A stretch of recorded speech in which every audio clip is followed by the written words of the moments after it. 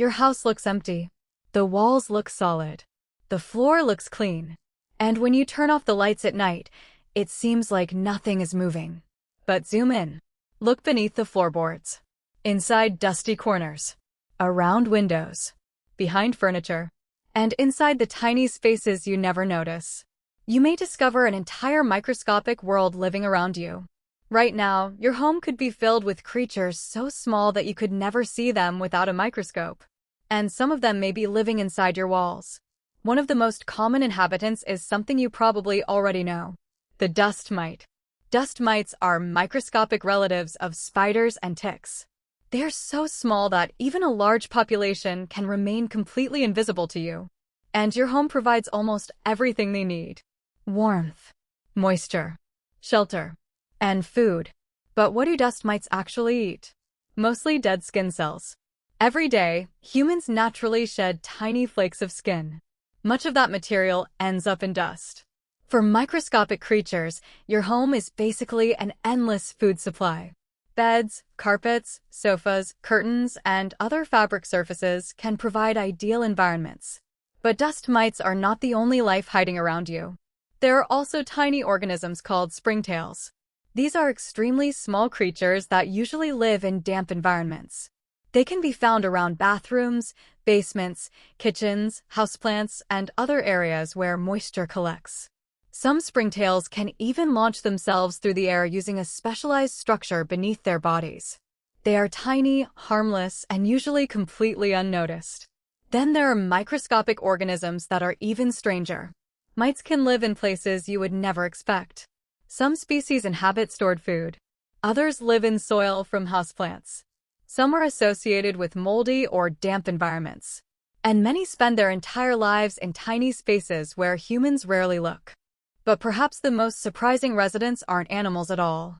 They are fungi and bacteria. Your home contains an enormous number of microscopic organisms.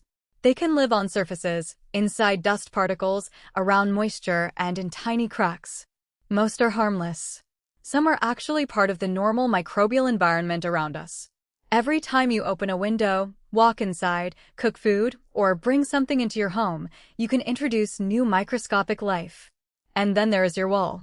A wall may look like a solid barrier, but many walls contain tiny cavities, insulation, wooden structures, wiring spaces, and gaps. If moisture enters those spaces, the environment can change dramatically. Warmth and moisture can encourage fungal growth. That is when something invisible can become a much bigger problem.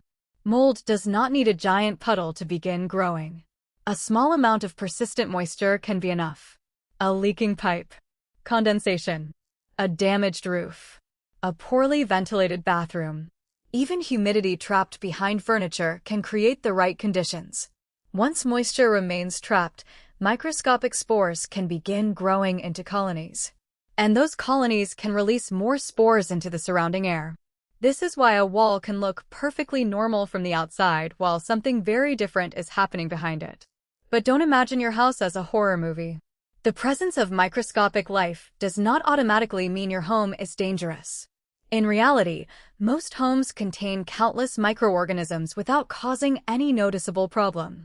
The important factor is the environment. Dry conditions make it harder for many organisms to thrive.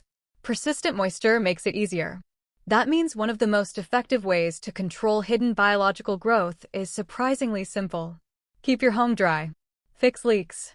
Improve ventilation. Control excessive humidity. Clean areas where moisture regularly collects. And pay attention to strange smells or visible signs of dampness. Because sometimes the first clue that something is growing behind a wall is not what you see. It is what you smell. And there is another strange fact about this hidden ecosystem. It changes constantly. The microscopic community inside your home today may not be the same one that existed there a year ago. Temperature changes. Weather changes. Humidity changes. People move in and out. Pets bring organisms inside. Plants introduce soil microbes. Food creates new sources of nutrients. Even the simple act of opening a window can change what microscopic life enters your home. So your house is not really a sealed box. It is more like a tiny ecosystem. Life is constantly arriving, disappearing, reproducing, and competing in spaces too small for us to notice. And the strangest part is that you are part of that ecosystem too. Every time you shed skin, breathe, move, cook, or open a door, you interact with this microscopic world. You don't see most of it. You don't hear it. You don't feel it. But it is there. Living in dust. Hiding in fabric. Moving through soil. Growing where moisture collects. And occupying tiny spaces inside the structures around you. So the next time you look around your perfectly clean room and think you're completely alone, remember something. Your house is never truly empty. Behind the surfaces you can see is a world you cannot. A world of microscopic animals, fungi, bacteria, and countless other organisms. And right now, while you are watching this, some of them are probably moving around just a few feet away. You just don't have the right eyes to see them.